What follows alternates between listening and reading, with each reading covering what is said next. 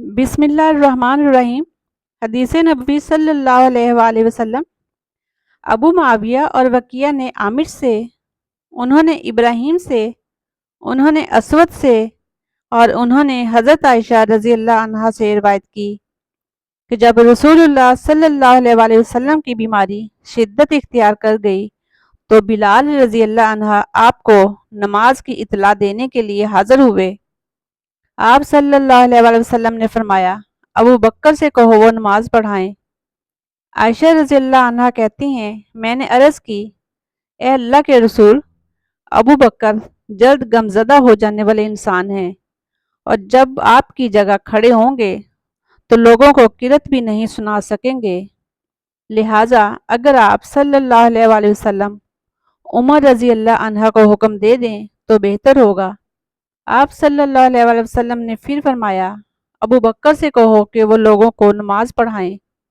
میں نے حفصہ رضی اللہ عنہ سے کہا، تم نبی اکرم صلی اللہ علیہ وآلہ وسلم سے کہو کہ ابو بکر جلد غمزدہ ہو جانے والے انسان ہیں، جب وہ آپ صلی اللہ علیہ وآلہ وسلم کی جگہ پر کھڑے ہوں گے تو لوگوں کو قرأت نہ سنا سکیں گے، چنانچہ اگر آپ صلی اللہ علیہ وآلہ وسلم عمر رضی اللہ عنہ کو حکم دیں تو بہتر ہوگا۔ حضرت حفصہ رضی اللہ عنہا نے آپ صلی اللہ علیہ وآلہ وسلم سے کہہ دیا تو آپ صلی اللہ علیہ وآلہ وسلم نے فرمایا، تم یوسف علیہ السلام کے ساتھ معاملہ کرنے والی عورتوں ہی کی طرح ہو، ابو بکر سے کہو کہ وہ لوگوں کو نماز پڑھائیں۔ عائشہ رضی اللہ عنہا فرماتی ہیں، لوگوں نے ابو بکر رضی اللہ عنہ کو حکم پہنچا دیا تو انہوں نے لوگوں کو نماز پڑھائی۔